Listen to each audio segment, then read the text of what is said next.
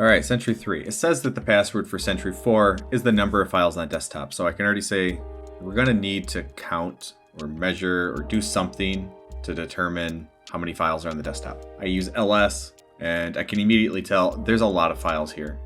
More than anyone should try to count. You could attempt it, but it's a bad idea. So first up, you see I'm using get-command, and then I use that little star there, which is like a wildcard, and it says return back to me any commandlet you find installed on the system that includes the word count. But as you can see here, there's really nothing applicable. There's no good commandlets here. So I'm gonna try that again. This time, I'm gonna look for the word measure. I'm pretending in the video like I didn't already know that was there. I found this earlier. Measure object is exactly what we're looking for, but I'm gonna use get help to try and spell out some of the details around why measure object is going to be so useful for us.